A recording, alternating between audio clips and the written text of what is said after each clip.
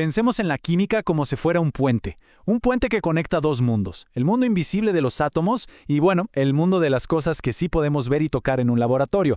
Hoy vamos a cruzar ese puente, vamos a entender cómo pasamos de esas partículas diminutas a las reglas que gobiernan algo tan común como los gases. Y todo empieza con esta pregunta. A ver, ¿cómo se pesa algo que ni siquiera se puede ver? Este fue el problema que volvía locos a los primeros químicos. Si no se puede poner un átomo en una balanza, ¿cómo se trabaja con ellos? La respuesta, créanme, nos lleva derechito al corazón de la química. Ok, para empezar a desenredar este misterio, tenemos que entender de qué está hecha la materia. Y todo arranca con dos ideas revolucionarias que cambiaron las reglas del juego para siempre. Primero llegó John Dalton y sentó las bases. Toda la materia está hecha de átomos. Punto. Pero después, Avogadro dio un paso más allá.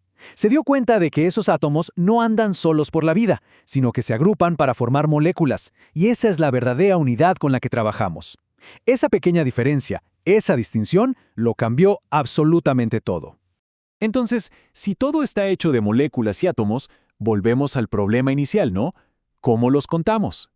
La solución es un concepto que es tan simple como brillante, y probablemente el concepto más importante de toda la química, el mol. ¿Y por qué es tan importante? Porque, seamos realistas, pesar un solo átomo en una balanza de laboratorio es imposible. Simplemente son demasiado pequeños. Hacía falta algo, un conector, un puente entre el mundo microscópico de los átomos y nuestra escala, la del laboratorio. Y ese puente, damas y caballeros, es el mol. Pero ojo, no es solo un número, es una cantidad, como un paquete. Es la herramienta que permite a los químicos leer una receta escrita en el idioma de los átomos y llevarla al mundo real, con gramos y litros. Ahora, ¿de qué tamaño es ese paquete? Pues es este número, 602.200 trillones de partículas. Un número tan grande que cuesta hasta imaginarlo. Es una locura, ¿no? Ese número es inmanejable, ¿cierto? Por eso usamos la notación científica que vemos aquí, 6,022 por 10 a la 23.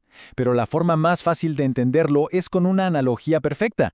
El mol es la docena del químico. Así como una docena siempre son 12 cosas, un mol siempre es esta cantidad gigantesca de partículas. Bueno, ya tenemos la teoría. Ahora vamos a lo bueno, a la práctica. Veamos cómo se usa esta docena para hacer los cálculos del día a día, esos que se aplican en todo, desde la medicina hasta la industria. A ver, imaginemos que estamos en el laboratorio. Tenemos una muestra de algo, por ejemplo, ácido sulfúrico. El proceso tiene dos pasos. Primero, calculamos su masa molar, que no es más que saber cuánto pesa un mol de eso, sumando el peso de sus átomos. Para el H2SO4 son 98 gramos por mol. Y luego usamos ese número para convertir los gramos de nuestra muestra en moles. Simple. Y ¡pum! Aquí lo tenemos en acción. La fuente nos muestra el cálculo real. Si 98 gramos es un mol, entonces 135 gramos son 1,38 moles. Y si quisiéramos saber cuántas moléculas exactas hay, solo multiplicamos esos moles por el número de Avogadro. Así es como hacemos visible lo invisible. Otra cosa súper útil que podemos hacer es, averiguar la receta de un compuesto. A esto se le llama composición centesimal y nos dice qué porcentaje de la masa total de una sustancia le corresponde a cada elemento. Volvamos al ácido sulfúrico. Este gráfico de Donna lo deja clarísimo. El oxígeno, en morado, es más del 65% de su masa. El azufre es casi un tercio. Y el hidrógeno, es una parte muy pequeña. Es como una radiografía instantánea de la molécula. Y acá va un tip de oro, un verdadero salvavidas para cualquier examen, cortesía de la fuente. Si alguna vez están calculando esto, hay una forma infalible de saber si van bien. Sumen los porcentajes. Si no da 100% o al menos 99,9%, algo anda mal. Es hora de revisar las cuentas. Ok, ya dominamos cómo contar átomos y analizar compuestos. ¿Qué tal si ahora damos un salto a otro estado de la materia? Uno que es medio rebelde, que llena cualquier espacio que le demos y que por supuesto sigue sus propias reglas, los gases. Pero antes de meternos de lleno, una advertencia. Y esto es, como dice la fuente, una alerta de vida o muerte.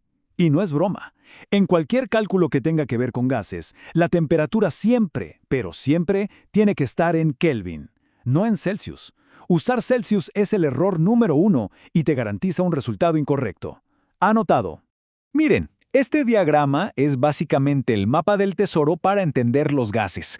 Relaciona las tres grandes variables: presión, volumen y temperatura.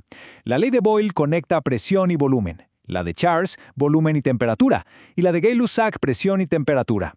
Cada una es una pieza del rompecabezas de cómo se comportan los gases.